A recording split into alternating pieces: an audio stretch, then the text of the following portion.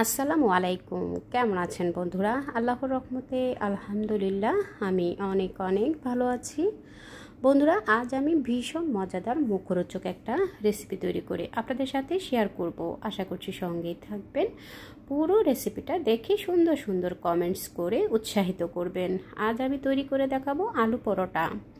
আলু পরোটা কম বেশি সকলেই তৈরি করে থাকেন। এক একজন এক এক রকম করে তৈরি করার কারণে এর স্বাদও ভিন্ন রকমের হয়ে থাকে। আজ আমি যেভাবে আলু পরোটাটা তৈরি করি সেই রেসিপিটাই শেয়ার করছি। আলু পরোটা তৈরি করার জন্য প্রথমে আমি আলু ভর্তা তৈরি করব, যার কারণে এখানে আমি স্বাদমতো লবণ, চিলি ফ্লেক্স, ধনিয়ার গুঁড়া এবং নিয়েছি চাট মশলা, কাঁচামরিচ, পেঁয়াজ কুচি এবং ধনিয়া পাতা কুচি। আমি এখানে আলু সেদ্ধ করে নিয়েছি। আলুটাকে সেদ্ধ করে নিয়ে ম্যাশ করে নিয়েছি, সাথে 2টা ডিম সেদ্ধ করে গ্রেটার দিয়ে গ্রেট করে নিচ্ছি। বন্ধুরা, আমরা সাধারণত যেভাবে আলু ভর্তা করি ঠিক সেরকম করে আলু ভর্তাটা তৈরি করব এবং এখানে কিছু ইনগ্রেডিয়েন্টস বেশি আমি দিয়ে দেব। ধনিয়া পাতা কুচি, আমি এখানে চাট মশলা এবং জিরার গুঁড়িটা একটু বেশি দিয়েছি। আর এখানে আপনারা কাঁচা পেঁয়াজের পরিবর্তে পেঁয়াজ বেরেস্তাটাও ব্যবহার করতে পারবেন এবং আমি 2টা ডিম সেদ্ধ করে গ্রেট করে দিয়েছি। আর অন্যান্য সব উপকরণ ঠিকই থাকবে। আলু ভর্তা করতে যা যা লাগে তাই দেব, শুধু আমি জিরার গুঁড়া এবং চাট মশলা ব্যবহার করেছি আর সেদ্ধ করা 2টা ডিম এখানে ব্যবহার করে ভালোভাবে আমি আলু ভর্তাটা করে নিয়েছি। এভাবে আলু ভর্তাটা করে নিয়ে যেই কয়টা পরোটা তৈরি করব সেই কয়টা আমি এভাবে বল তৈরি করে নেব।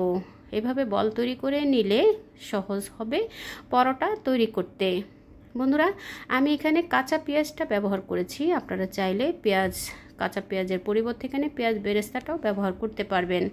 তো আমি বলগুলো তৈরি করে নেওয়ার পরে এখন আমি এখানে পরোটা তৈরি করার জন্য আমি এখানে 4 কাপের মতো ময়দা নিয়েছি আর নিয়েছি স্বাদ মতো লবণ। চিনি দিয়ে দিব 1 টেবিল চামচ দিয়ে এখন ভালোভাবে মিশিয়ে নিয়ে 2 টেবিল চামচ সয়াবিন তেল দিয়ে ভালোভাবে ময়দার সাথে মিশিয়ে নেব। মিশিয়ে নেওয়ার পরে এখানে আমি রুম টেম্পারেচারে থাকা পানি দিয়ে অল্প অল্প পানি দিয়ে একটা ডো তৈরি করে নেব। খুব বেশি শক্তও না এবং খুব বেশি নরমও না, মাঝামাঝি টাইপের একটা ডো তৈরি করে নিয়ে একবারে পানিটা না দিয়ে অল্প অল্প পানি দিয়ে পারফেক্টভাবে ডোটা আমি তৈরি করে নেব। বন্ধুরা, ডোটা আমার তৈরি করে নেওয়া হয়ে গেছে। আমি এখন রেস্টে রেখে দেব। তো উপরের স্কিনটা যাতে ড্রাই না হয়ে যায়, যার কারণে আমি এখানে কিছুটা তেল হাতে মেখে পরোটার খামিরের উপরে মিক্স করে দিয়ে মিশিয়ে দিয়ে একটা ঢাকনা দিয়ে ঢেকে 10 থেকে 15 মিনিট সেট হওয়ার জন্য রেখেছিলাম। এখন আমি পরোটা তৈরি করার জন্য সেখান থেকে কিছুটা লিচি কেটে নিয়েছি। আলু পরোটা সাধারণত একটু মোটা টাইপের হয়, তো আমি একটু বড় করে লিচি কেটে নিয়ে ছোট্ট করে একটা পরোটা বেলে নিচ্ছি। ছোট্ট করে এভাবে বেলুনি দিয়ে একটা পরোটা বেলে নিয়ে আগের থেকে যে আলু ভর্তা তৈরি করে বলগুলো তৈরি করে রেখেছিলাম সেখান থেকে একটা বল নিয়ে এভাবে করে মাঝ বরাবর রেখে এরপর আমি এক সাইড থেকে মুখটাকে এভাবে করে সিল করে নিচ্ছি। বন্ধুরা, এটা দেখে বুঝে নেবেন। আলু পরোটা কম বেশি সকলেই তৈরি করে থাকেন, তো আমি যেভাবে তৈরি করছি সেভাবে কিন্তু আপনাদের সাথে শেয়ার করছি। এভাবে করে চারপাশ থেকে মুখটাকে সিল করে নিয়ে আলতো হাতে চেপে চেপে রুটিটাকে একটু বড় করে নেব। এভাবে চেপে চেপে একটু বড় করে নেওয়ার পরে বেলনিটা দিয়ে একটু আলতো হাতে বেলে নিব। বন্ধুরা, এই কাজটা কিন্তু একটু সাবধানতার সাথে করে নিতে হবে, যেহেতু আমরা এখানে ভেতরে আলুর ভর্তা বা আলুর পুর ব্যবহার করেছি, যাতে বেরিয়ে না যায়, তাই একটু সাবধানে কিন্তু আলতো হাতে বেলনি দিয়ে বেলে বেলে একটা রুটি বা পরোটা তৈরি করে নিতে হবে। তো এভাবে করে আমি আরও একটা তৈরি করে দেখিয়ে দিচ্ছি। বন্ধুরা, আপনারা দেখে বুঝে নেবেন আমি কিভাবে পরোটাগুলো তৈরি করে নিচ্ছি। একটু খামির নিয়ে আমি লিচি কেটে নিয়েছি, সেখান থেকে খামির নিয়ে আমি ছোট্ট করে একটা পরোটা তৈরি করে নিয়ে ভিতরে আলুর পুরটা এভাবে দিয়ে, বন্ধুরা এটা দেখে বুঝে নেবেন, এক সাইড থেকে ধরে তুলে নিয়ে মুখটাকে আমি সিল করে দিয়ে এরপর আমি আলতো হাতে এভাবে করে চেপে চেপে ভালোভাবে মুখটাকে সিল করে নিয়ে হাত দিয়ে চেপে চেপে পরোটাকে একটু বড় করে নিচ্ছি। এরপর আমি বেলনি দিয়ে আলতো হাতে বেলে পরোটা তৈরি করে নেব। বন্ধুরা, এভাবে করে আমি পরোটাগুলো তৈরি করে নেব। এবং সবগুলো পরোটা একসাথে না বেলে একটা দুটা পরোটা বেলে এরপরে আমি পরোটাগুলো ভেজে নেব। একসাথে বেলে একসাথে ভাজতে গেলে কিন্তু একটার সাথে একটা লেগে যাওয়ার চান্স থাকবে, যার কারণে আমি এখানে একটা দুটা পরোটা তৈরি করে নিচ্ছি এবং একটা দুটা করে ভেজে নিচ্ছি। আর এই পরোটাগুলো কিন্তু গরম গরম পরিবেশন করলে খেতে ভীষণ ভালো লাগে।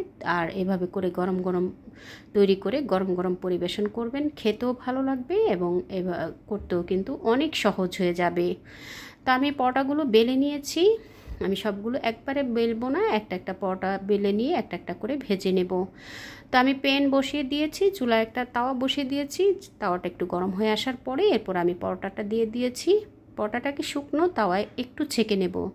ছেঁকে নেওয়ার পরে আমি এখানে ঘি ব্যবহার করব। আপনারা চাইলে বাটার দিয়েও ভেজে নিতে পারেন কিংবা রেগুলার রান্নার সয়াবিন তেল দিয়েও কিন্তু পরোটাগুলোকে ভেজে নিতে পারেন। আমি একটু ঘি দিয়ে পরোটাগুলোকে ভেজে নেব। তো প্রথমে আমি শুকনো তাওয়ায় একটু ছেঁকে নেওয়ার পরে আমি উপরে কিছুটা ব্রাশ করে দিয়েছি ঘি।